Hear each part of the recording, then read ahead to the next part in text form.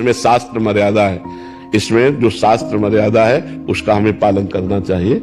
जैसे संध्या के समय मैथुन नहीं करना, भोजन नहीं करना, शयन नहीं करना, उस समय जप करना, भगवान का ध्यान करना। तो शास्त्र जो आज्ञा करता है हम अगर उसका पालन करेंगे तो हमारी उन्नति होगी। अब जैसे गुरुवार के दिन किसी भी स्थिति में बाल नहीं कटाना, द्वादशी के दिन किसी भी स्थिति में तुलसी जी को नहीं छूना।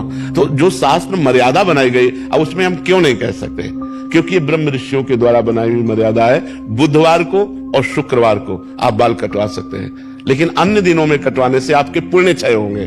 ब्रह्म ऋषियों ने जो मर्यादा बना रखी है, अगर हम उससे चलेंगे तो हमें ज्यादा लाभ मिलेगा। अब रोज सुबह लोग बाल आदि, तो हम कहते हैं केवल बृहस्पतिवार को मत करवाओ, और ना मानो तो गुरुवार का दिन परम पवित्र गुरु के लिए है, उस दिन आप क्षौर कर्म न करें, बिल्कुल निषेध है। नहीं, उससे पुण्य नष्ट होते हैं, आयु नष्ट होती है, बुद्धि नष्ट होती है। अब अगर आप नहीं मानोगे तो वैसे ही आपके आचरण होते चले जाएंगे, गिरते चले जाओगे। आप विचार करो, तो जो शास्त्रों में लिखा है उस पे हम क्यों नहीं लगाते, उसका हम आचरण करते हैं। जैसे डॉक्टर कहता है कि आपको ये नहीं खाना, ये नहीं खाना, ये नहीं, तो हम उनसे क्यों बोलते हैं क्या दही नहीं खाना? अरे भाई, दही तो बहुत अच्छी चीज है, क्यों नहीं खाना? क्योंकि तुम्हारा रोग बढ़ जाएगा।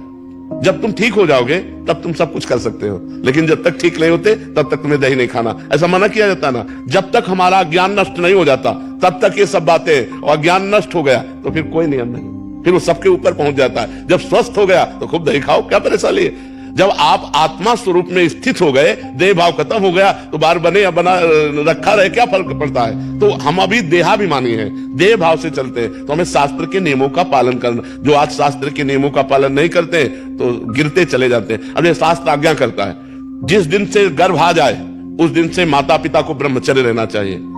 क्यों? क्योंकि वही वीर शक्ति फिर उसके ऊपर जाएगी तो उसके दिमाग पे, उसके अंगों पे वो कुप्रभाव पैदा करेगी, वो उसकी हानि पैदा करेगी, और उसमें गलत संस्कार पड़ जाएंगे। कौन मानता है? शास्त्र जो आज्ञा करता है अगर उसके अनुसार चलो तो आज सब सुखी हो जाए।